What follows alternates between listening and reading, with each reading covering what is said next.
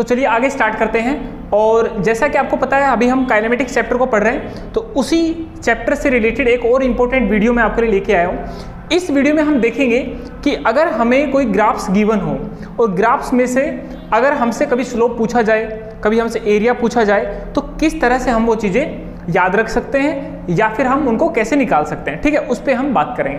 तो देखिए सबसे पहले अपन बात करते हैं, अगर हमें कोई डिस्प्लेसमेंट टाइम ग्राफ दे दिया जाए और डिस्प्लेसमेंट टाइम ग्राफ से हमें उसका स्लोप पूछ रहा है, तो आप याद रखने को तो सारी बातें याद भी रख सकते हैं, बहुत सारे बच्चे याद भी रखते हैं, बट मैं आपको इसको एक ट्रिक के जरिए भी बता दूंगा ताकि आप इनको ईजिली याद रख पाएं। ठीक है, और ट्रिक ये है, तो समझिएगा बात, कि जब भी आपसे स्लोप पूछेगा, स्लोप, तो स्लोप में आप एक आदत डाल लो कि सर मुझे जब भी स्लोप पूछेगा मैं सर एक कदम आगे बढ़ूंगा। एक कदम आगे का मतलब है कि जैसे मान लीजिए डिस्प्लेसमेंट और टाइम का ग्राफ है, तो displacement time, displacement upon time से आपको मिलता है, क्या मिलता है, वेलोसिटी।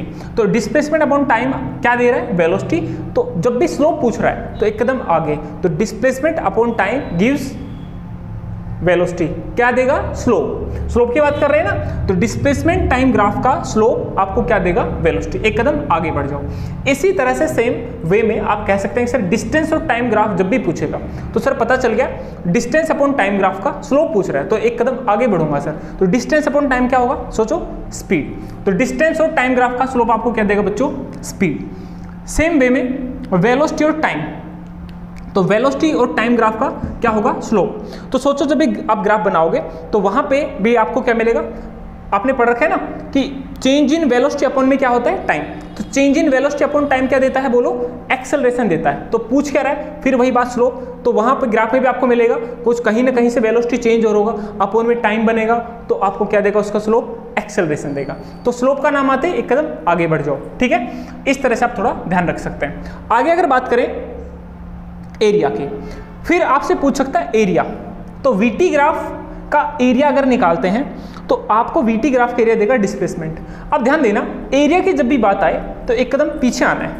तो वेलोसिटी किससे बनता है, डिस्प्लेसमेंट अपॉन टाइम से वेलोसिटी बनता है। तो सोचो वीटी ग्राफ का एरिया है तो डिस्प्लेसमेंट तो एक कदम पीछे आ गए ना, क्योंकि डिस्प्लेसमेंट अपॉन टाइम करके आपने वेलोसिटी बनाया था। ठीक है ना, तो एक कदम पीछे आना है जब भी किसकी बात आएगी, एरिया की बात आएगी तब। इसी तरह से एटी ग्राफ का एरिया, तो एक्सेलरेशन किससे बनता है, change in velocity upon time से। तो change in velocity upon time करके आपने क्या बनाया होगा, एक्सेलरेशन। तो एक्सेलरेशन और टाइम ग्राफ का क्या बोल रहा है वो, एरिया। तो एरिया बोल रहा है तो पीछे आ जाओ, पीछे का मतलब चेंज इन वेलोसिटी। ठीक है, ये तो हो गया कि आप इनको याद कैसे रख सकते हैं। हालांकि ये चीजें बहुत ही ज्यादा इंपॉर्टेंट है, बहुत ही ज्यादा इंपॉर्टेंट है। ठीक है, आप याद भी कर सकते हैं, बाकी मैं आपको भी समझा देता हूं एक बार कि आप किस तरह से इनको समझ भी सकते हैं, मतलब ऐसा हमने क्यों लिखा है, कैसे बनी ये चीजें। ठीक है, तो मैं आपको एक आध एग्जांपल देके बता देता हूं।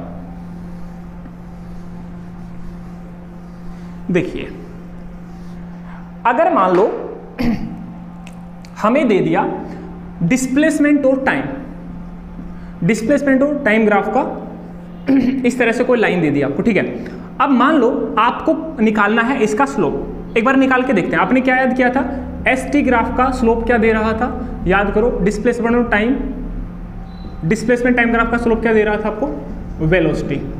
ठीक है, तो अभी देखिए आप इस ग्राफ से ये एंगल थीटा मान लो है, ठीक है, और यहाँ से यहाँ तक मान लो टाइम लग रहा है टी।